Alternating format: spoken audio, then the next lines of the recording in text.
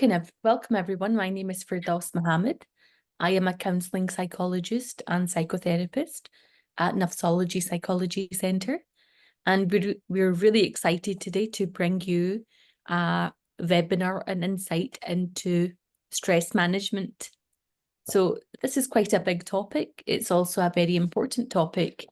And I imagine you guys as educators, it's particularly important.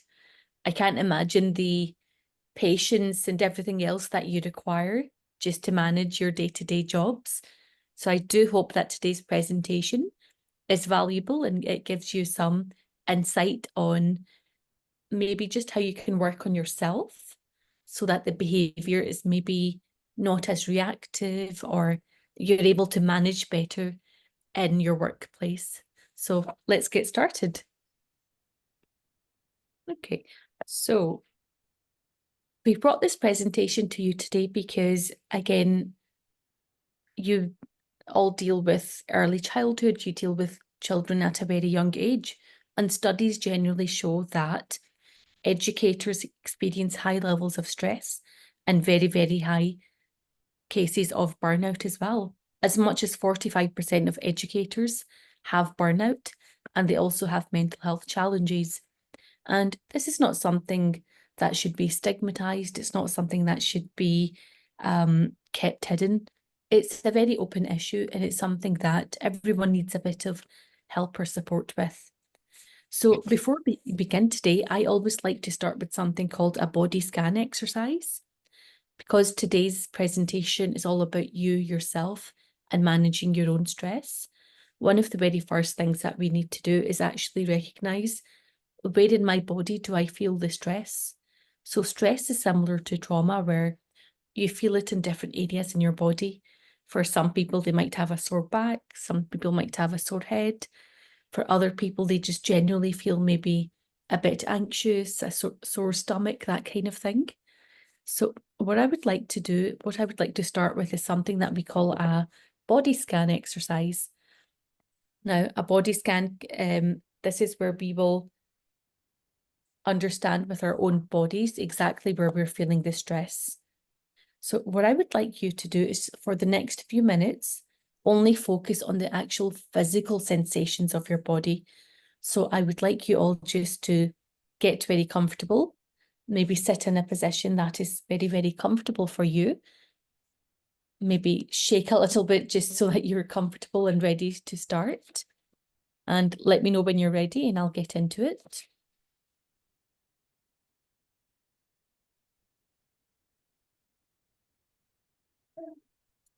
Okay, so like I'm saying, stress is a reaction based on how we're feeling in an environment that's maybe showing you a lot of pressure or a threat. So this stress response, it usually happens when you feel like maybe you can't manage or maybe you can't control. So that stress, it's going to stay in your body. And with this body scan, I'm looking to identify with you where you feel the stress in your body. So although stress itself is not a mental health problem, it can certainly cause mental health problems in the long run. So it's connected to our mental health, but it's not a mental health problem in itself. But as with everything, if we don't identify it, if we don't try and fix it, of course, it becomes more problematic. So again, back to the body scan. So this is a form of meditation. It's something that you can do yourself at any point. So if everyone can please close their eyes and sit in a very comfortable position. Okay, so in 3, 2, 1, let's close our eyes and I will guide you through this meditation. So with your eyes closed, we're simply observing. You don't need to change anything. You're not changing how your body is feeling. You're simply noticing. So with your eyes closed, take a very deep breath.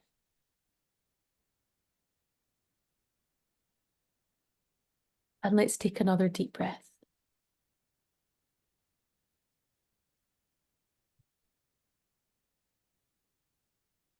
Let's begin at our feet. Let's begin by noticing the sensation that you're feeling in your feet. So what's going on for you in your toes? Do they feel a little bit stiff? Do they feel a little bit sore in your shoes?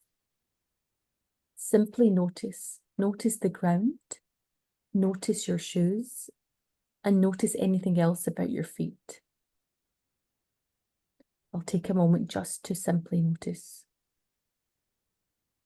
And as you're noticing, let's start to travel up our legs. Let's focus on our calves, our shins, and our ankles. Notice your muscles in these places. Notice the muscles, notice your skin. Notice maybe how your legs are feeling as you're sitting. Maybe against the chair, maybe on the floor that you're sitting. Simply notice. And as we're continuing upwards, simply notice how your legs are feeling, and maybe at your thighs and at your knees. Again, I just want you to notice if there's any pain, any sensations, or if you're relaxed and everything is as relaxed as it can be. Notice your clothes. If you're wearing trousers or a skirt or leggings or whatever else, simply notice how these clothes feel against your body. And as we travel upwards, notice your hips and your bottom. Again, is there any tightness? Or are you quite relaxed in how you're feeling? Simply notice without changing.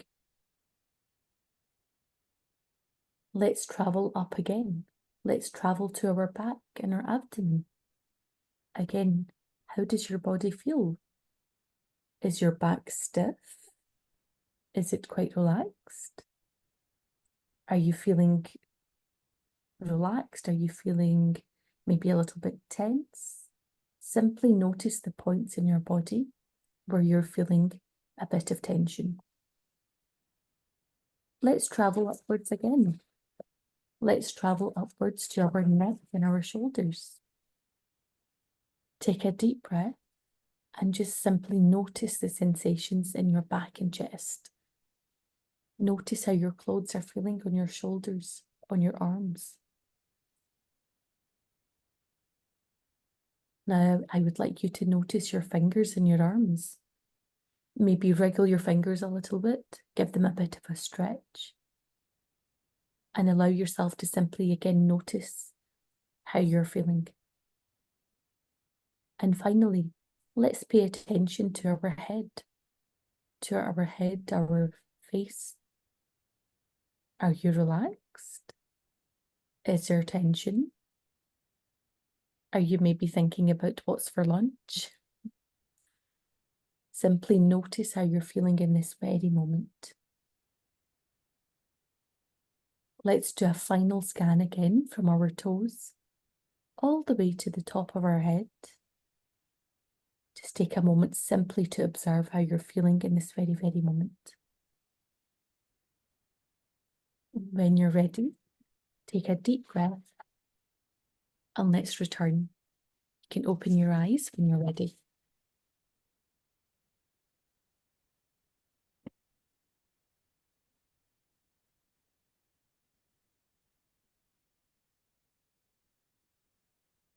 So this exercise, this body scan, again, it's just bringing attention to you in this very moment, how you're feeling, how you're noticing your body. One of the very first steps to understanding yourself is becoming more aware of yourself.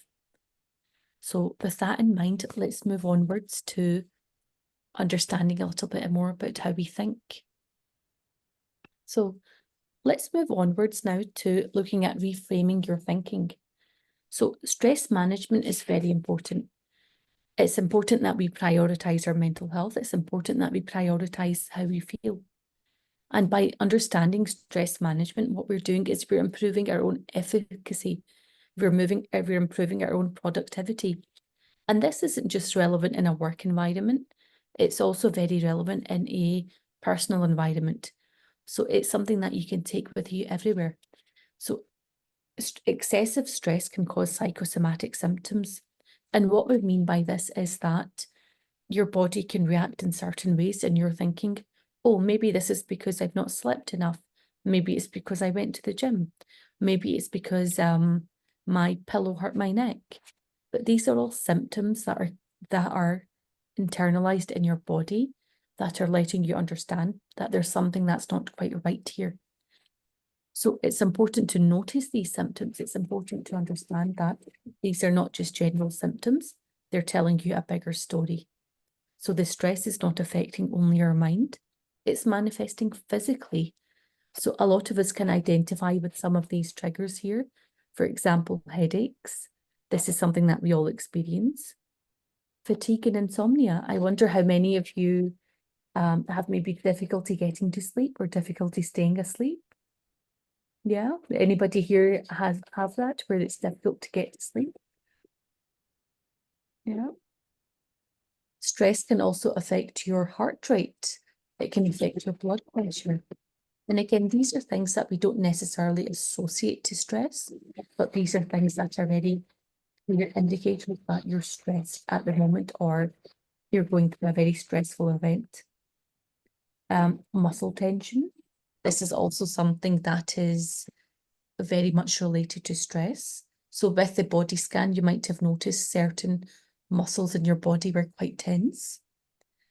Digestive issues. So any gastro issues, any stomach issues, again, linked to stress as well. Anxiety and depression as well. Again, although stress doesn't cause bad mental health, it certainly can exaggerate and make things more difficult in your day-to-day living. So there are two types of stress that I would like everyone to kind of take away today. The first is acute stress. So this is very short term and it's very, very intense.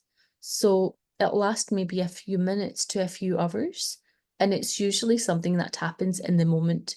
So a stressful experience at work, a stressful experience at home. So again, any unexpected stressful events can cause acute stress. A bereavement, an assault, natural disasters. It's where you're in the moment and that stress doesn't feel manageable, but it does go away maybe a couple of minutes or a couple of hours. The second stress is called chronic stress. Now, this is very long term and it starts to become a part of our daily life. So we start to function with the stress. And this is where all of these symptoms come in. So the headaches, the anxiety, the digestive issues. So when you have long-term stress, it's going to keep coming back. All these symptoms are going to keep coming back. And you'll usually experience this when you're under a lot of pressure in your day-to-day life. It makes your day-to-day life very difficult. It affects your mental health, and it can just generally make you feel quite rubbish about yourself. So managing these symptoms, managing acute and chronic stress, it's a very big topic in itself. So let's want to look at some of our body reactions. What actually happens inside our body when we're feeling stressed? Okay. So we might be familiar with some of these psychological bodily responses. And these responses, they're a part of us, they're genetic, they're a part of our historical DNA, they're ancestral. So the very first response when you're in a stressful situation might be where you fight. So the fight response is where you are tackling something head on. It's where you are being very confrontational. So you might remember situations in your own personal life where maybe there's been an event and you've reacted to it. And then the second response is flight. This is where you run away. This is where maybe you're in a workplace setting or you're in a personal setting. Something's happened, you don't like it, your body responds by running away. So again, this is a second defense mechanism. And the third defense mechanism is freeze. This is where you shut down. Your body disassociates. You're not understanding the emotional aspect of what's going on. You don't want to know, you shut down. Quite often people that are in the freeze response, they will react by going to sleep, just shutting off, disassociating. So again, these three responses rather, what they do is they release hormones in our body. So when we're being confrontational, when we're running away from a situation, or when we are shutting down, our body's releasing either adrenaline, and adrenaline is the thing that keeps you going in a very fast-paced way, or cortisol. So now cortisol is the stress hormone. If we have excess levels of cortisol in our body, this is quite a bad thing. But in this moment, when your body is trying to defend itself, it will release cortisol, the stress hormone, and this can also help you to shut down. Again, it's a defense mechanism. And if I want to put it in a different way, then back when our ancestors lived maybe in the jungle and they seen maybe an animal, a predator, a bear or a lion or a tiger, some of them might have fought the tiger, they might have confronted it, they might have attacked it. Others might have ran away, and others still might have absolutely frozen and shut down. So all of these responses, it's a way of protecting the body. And the way that your body reacts is very personal to you. So if your body's going to release a lot of adrenaline, this is where you'll be able to run away. Or if your body's going to release cortisol, it might mean that you shut down. So these are the ways that we react to stress in our daily lives. And some of us might be able to identify with this, that when I'm in a situation in work, I might run away from it, or I might shut down. And this is not something that you do very consciously. It's just the way that your body reacts to stress in a situation. By understanding the way that our body is reacting, we can understand our psychological response as well, and we can manage it a lot better. Okay, so I wonder if anybody would like to share with me any of their very common workplace stressors, the things that maybe upset you the most, or the pressures that you face at work at all.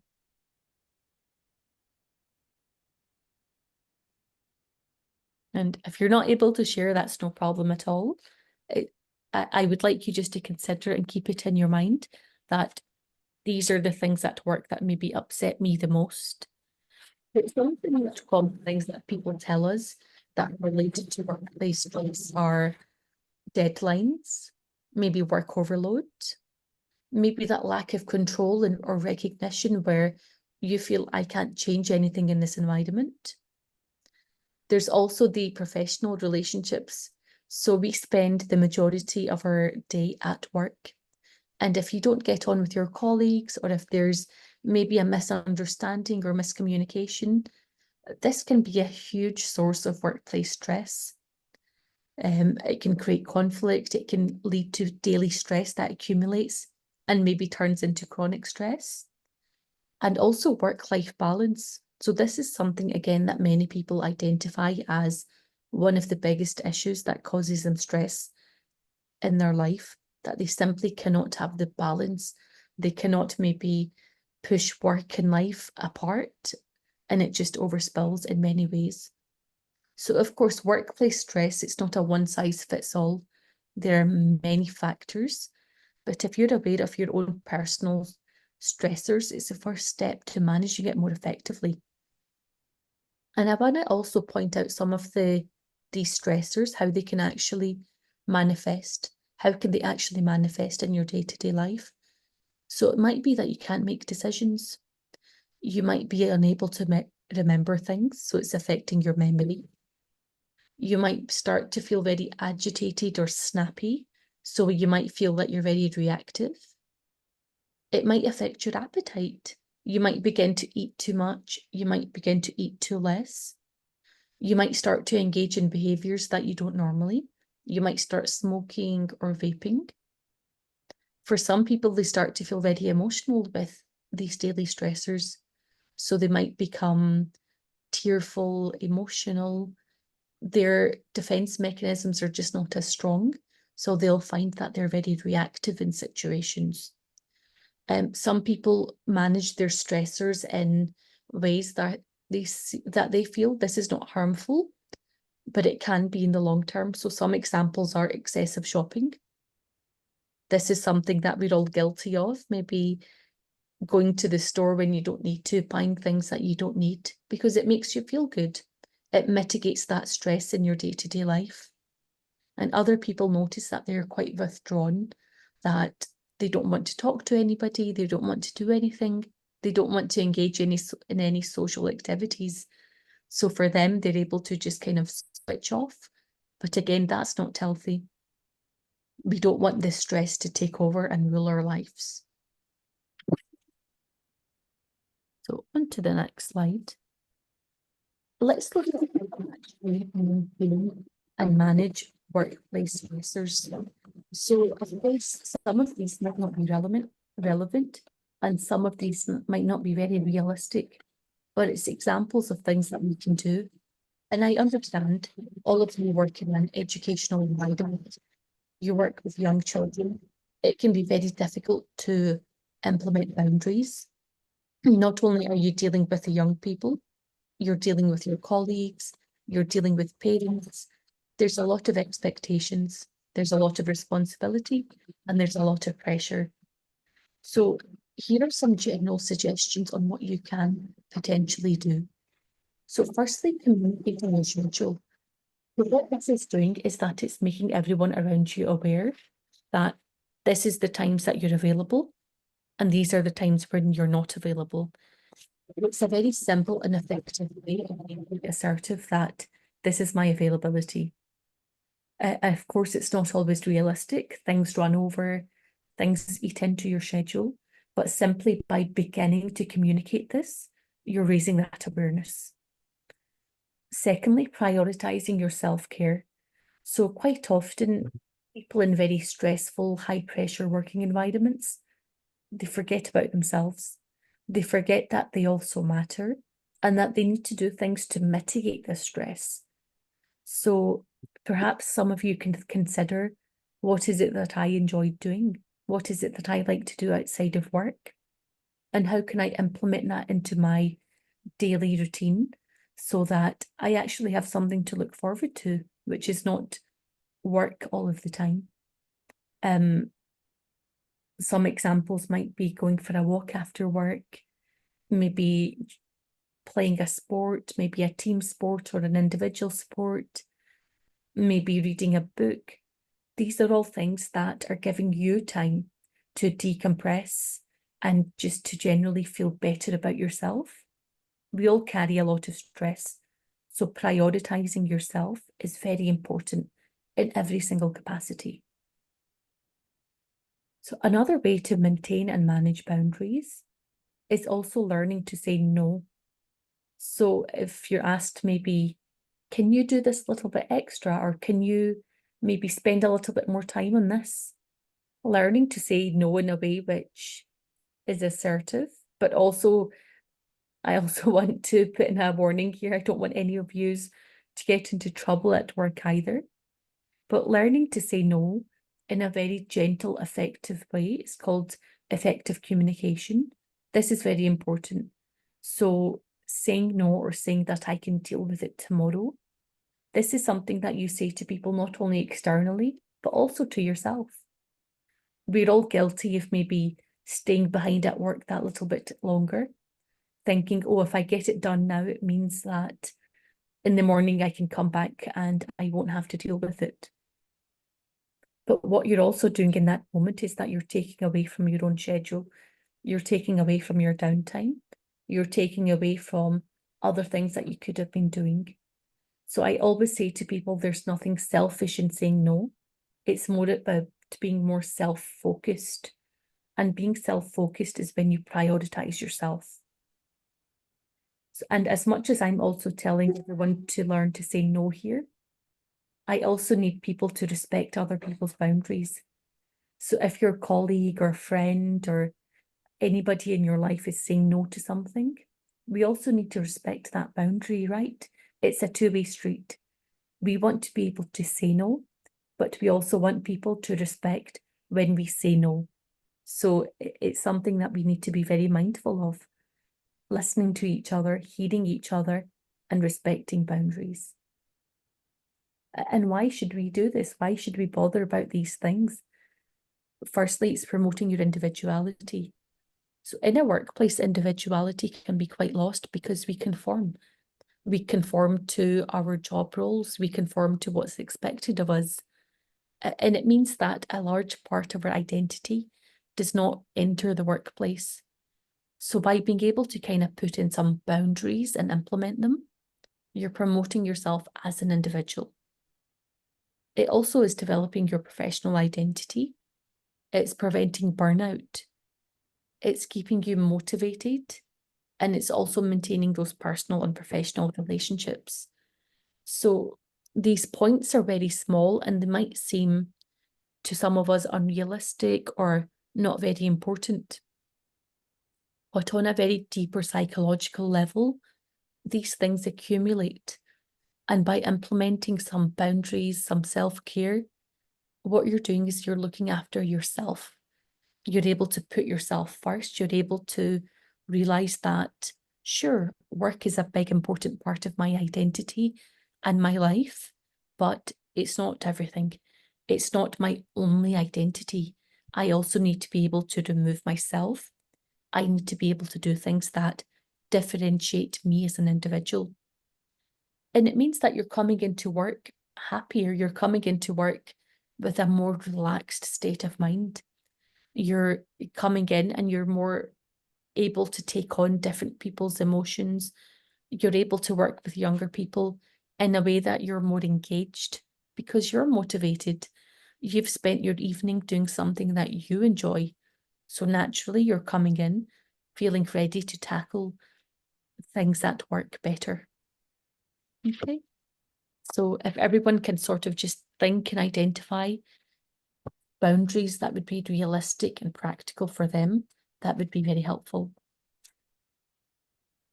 Okay. So on the topic of stress, it's also important to point out that not all stress is bad. Some stress can actually be pretty beneficial. And this sort of stress, it is called eustress. Eustress, this is the stress that helps us to be very motivated. If we think back, the stress that maybe drives a study, or it's the stress that helps us to meet deadlines. So this level of stress, it's driving us. It's based on adrenaline. It helps you to become very focused in the moment. Again, thinking back to maybe exams or assignments or deadlines, it's making you focus. It's making you meet the deadline. It's also helping you to become quite creative about meeting your deadline. You're sort of realizing that I've got this very short window. Your body is pumping the adrenaline, you're focused. So this is the beneficial stress. It's called eustress. But if this is prolonged, if it goes on for a long time, this is where it becomes acute stress or chronic stress. So as individuals, we need to find the right balance between eustress and distress. But I just also wanted to highlight that not all stress is bad for you.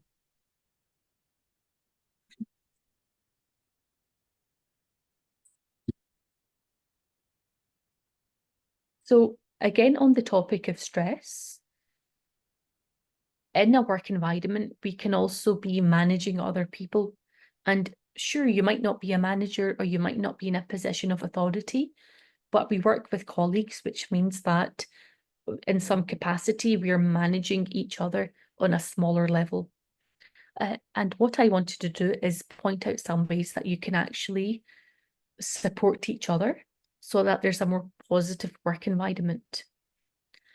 So firstly, using rewards over punishment is a more effective strategy. So for the managers and leaders in the group, using rewards over punishment, so incentive-based behavior, this is called positive conditioning, where you're maybe recognizing and acknowledging the good work that you're doing or that your colleagues are doing or your team is doing.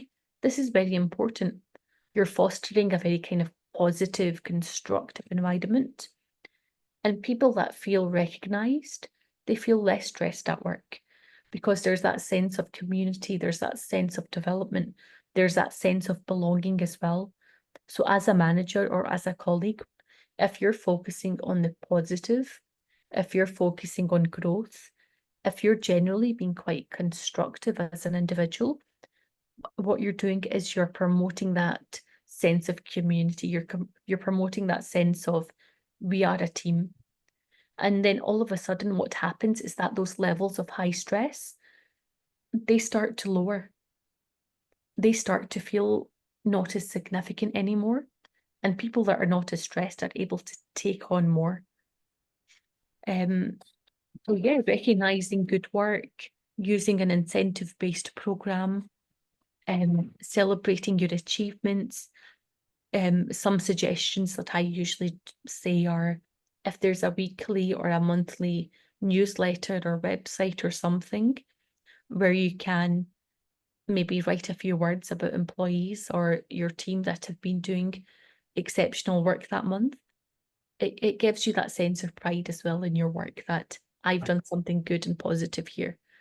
So I, again, just wanted to point out some strategies that you can use for each other, where constructive feedback is more beneficial than maybe putting each other down or feeling that you're alone in this.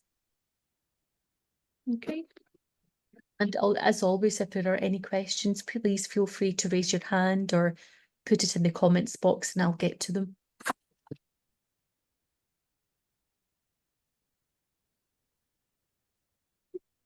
So let's look at more practical ways then on managing your stress. So these are things, again, that you can take away with you, things that you can do at home.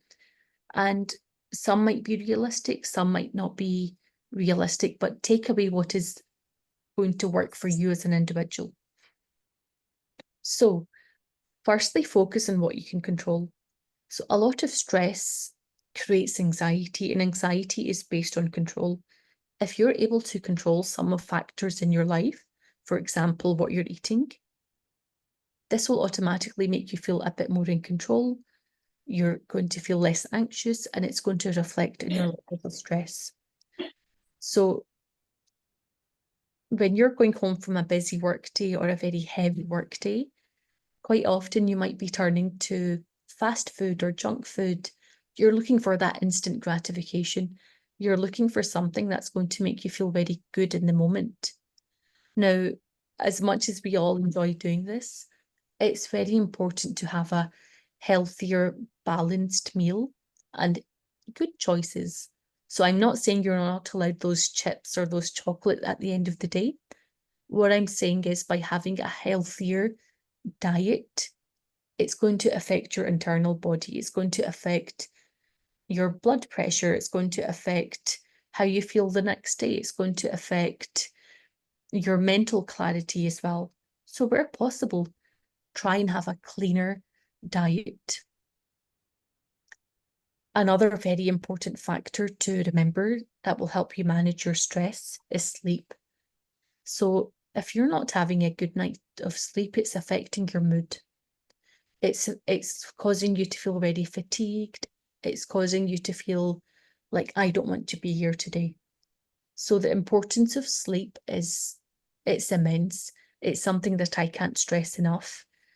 There's a saying that everything feels better in the morning after a good night's sleep. And this is true by having a good sleep. And this is different for everyone. For some people, it's 6 hours. Some people, it's 8 hours. Some people, they like to take naps where they can. But that benefit of sleep is so immense. So, and I'm guilty of this when I'm lying in bed, I'm on TikTok or on social media.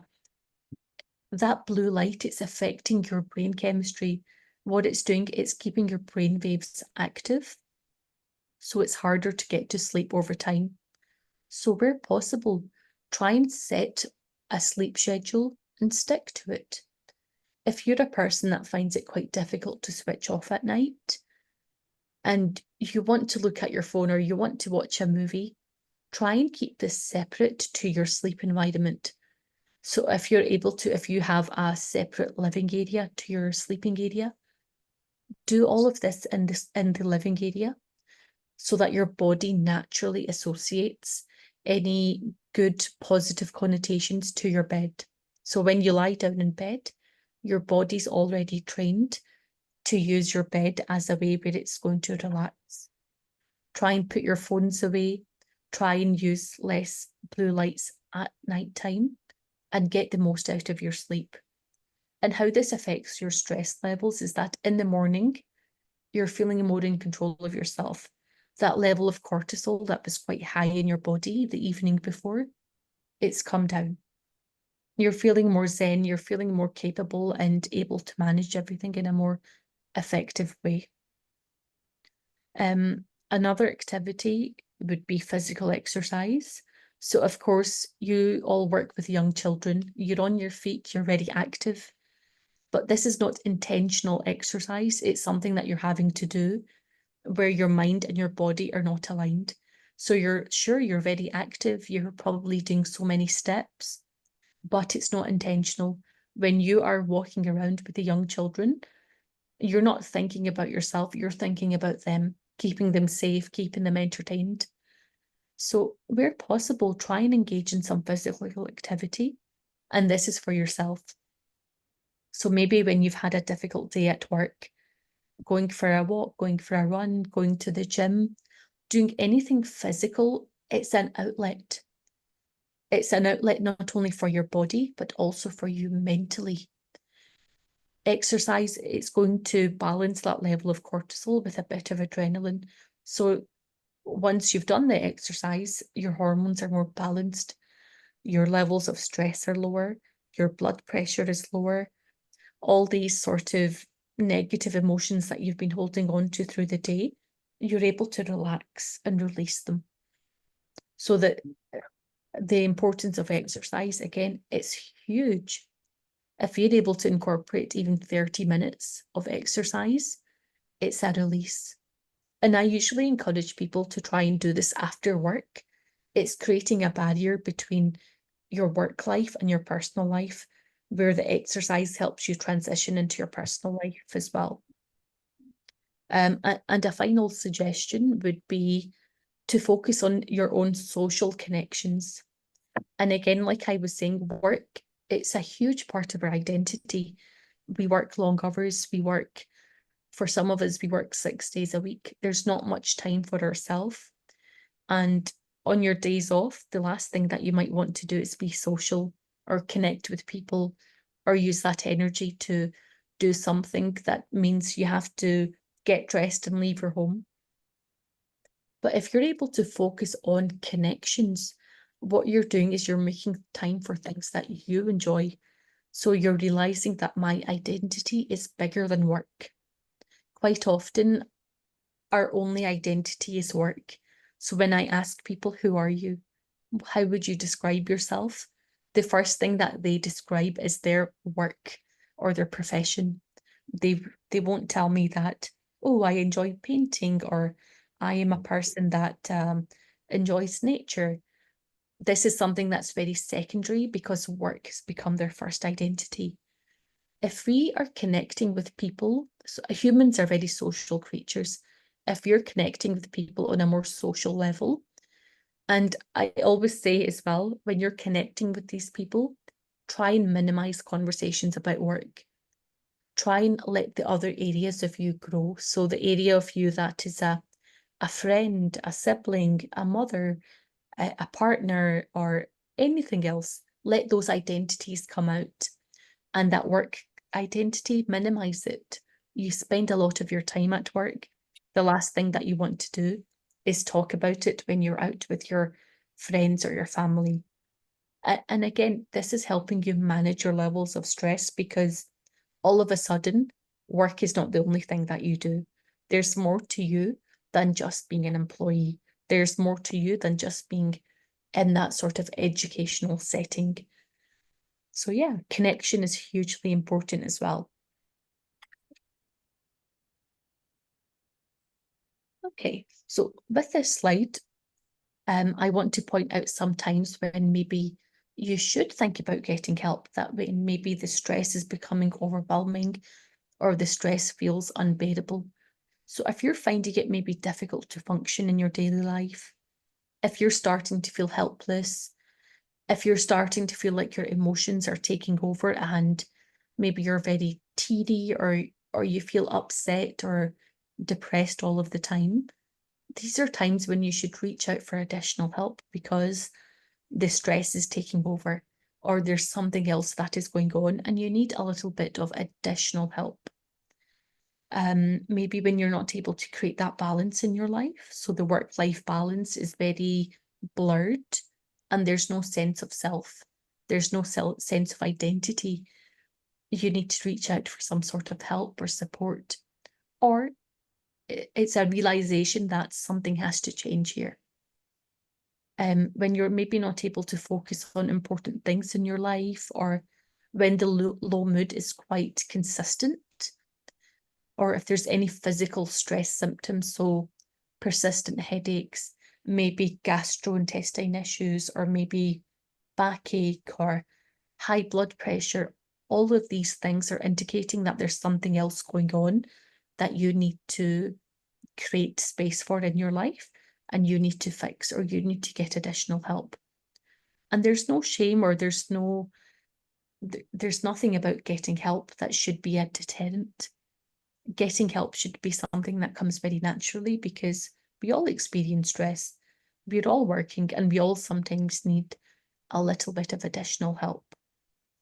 And I'll go on just to talk a little bit about what to expect maybe from a therapy environment, because I know for a lot of people it might be a first time and it can be very difficult to know what am I going to get into. There can be a lot of anxiety around therapy itself. So before you actually reach out or before considering reaching out, think to yourself, what do I want? So think about the practical things. Do I want a male or female therapist? Do I want them to speak my language? Do I want to travel to them or do I want to see them online? Can I do this weekly or do I need to maybe do it bi-weekly? So all these practical things are very important to consider when it comes to therapy, because it will enable you to create the space and it'll also help you to manage your own anxiety and levels of stress before you actually reach out. So the last thing that we want is for you to feel stressed when you're walking into the therapy environment. So where possible, try and control these factors. Know what you want before you seek out help. And you'll be matched with a therapist. And what happens in the first session is you meet the therapist, you have a lot of conversation. The therapist will go into a detailed history for you. You have the opportunity to ask questions. So the first session, it's the intake session. It's the getting to know each other session. It's setting rules, it's setting boundaries, and it's also identifying your needs. So any goals, any tools that you need, the therapist will work with you to try and fit this all in to how you work as a person, because it's a very individual thing. Okay. So does anybody have any questions on what to expect if they were to reach out for help?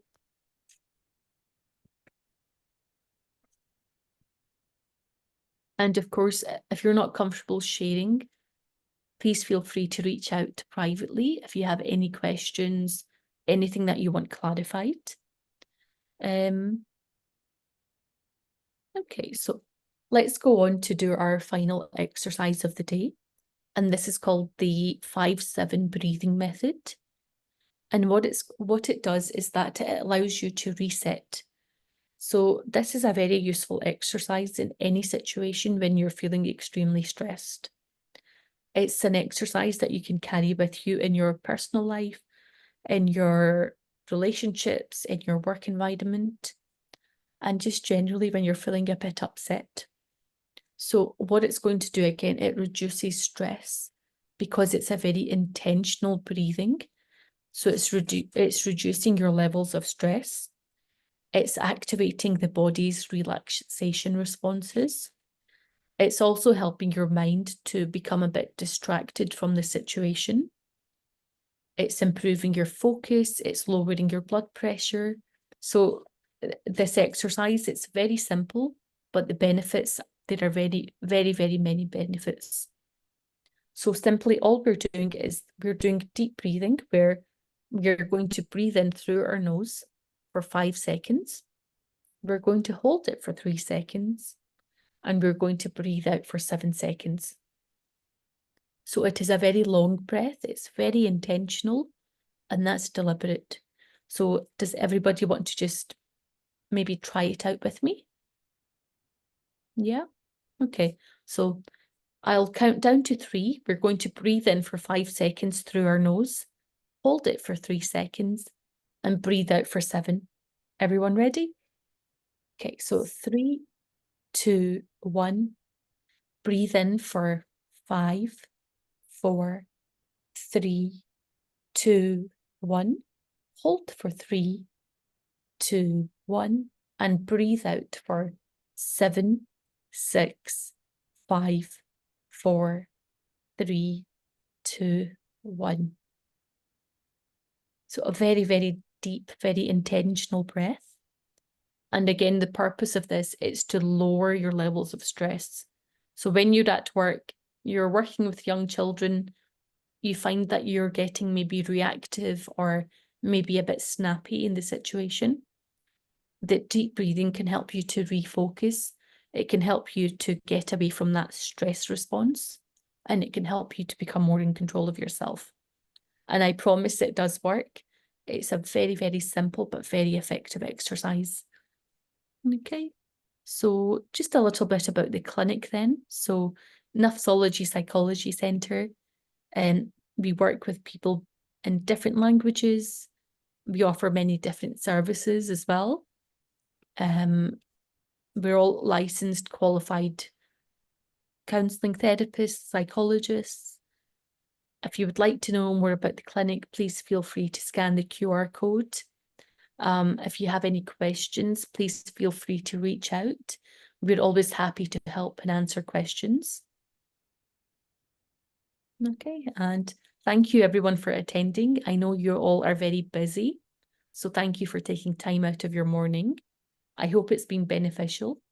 If there's any questions, my name is Firdaus Mohammed, and I'm happy to help you. Thank you. Thank you. Thank you.